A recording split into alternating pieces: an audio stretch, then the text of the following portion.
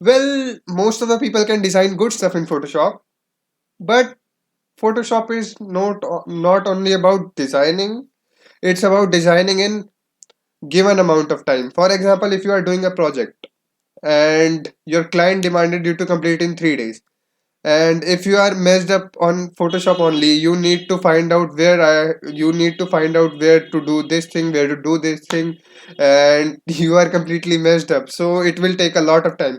So in today's video I am going to tell you how you can customize your personal workspace so that you can cut down your time, so that you can make projects on time, you can do your designing stuff in given amount of time. So make sure to watch video till end, and now let's move to my screen. All right, now I am at my screen, and when you will open Photoshop you will see something like this. And let's move on the workspace. So I personally use painting workspace, and all the designers should have these 4 or 5 things on their workspace, which I'm going to telling one by one. So let's start with it. So first thing you should have, let me remove these things. Uh, you can simply add or remove things from your workspace. This whole thing is called your workspace, and these swatches panel, these brushes panel. Okay, you can remove it according to your preference. You can move it anywhere.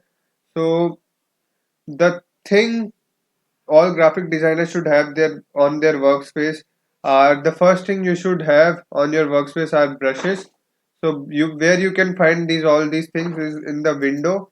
You just go to window and you just scroll down and you get the brushes here. So you can just drag it on here or here. Supposedly I dragged it here or I dragged it here. Okay, this thing will come in this line, and you should have brushes. And sorry, it's really cold here. And second thing you should have is your paragraph. And the same process, you go to window and just have a paragraph tool, and you can have it here or here, anywhere you wish. And when I selected paragraph, I also get font along with it. And font style is also a tool which you should have in your Photoshop. Okay, so now let's move towards other one. And other thing you should have is brush settings. Brush settings are really important when it comes to you the spacing between the brushes, and the opacity of brushes, the color of the brushes, and the shapes of the brushes. Brush settings are really essential, and it helps a lot. Next thing and the last thing you should have on your panel is, yeah, properties.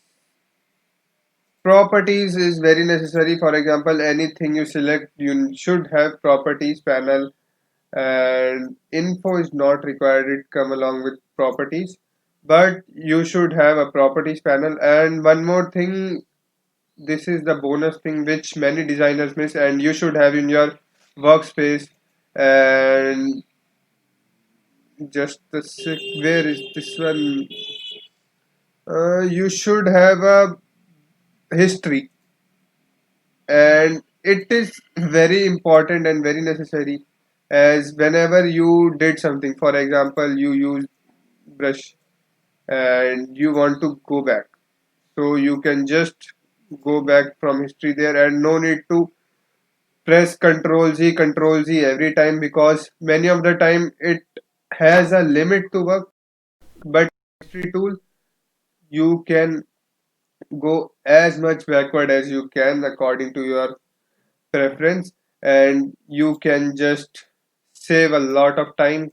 Many a times you need to create different, many a times you need to create things again and again, but yeah, you can save a lot of time using history tool.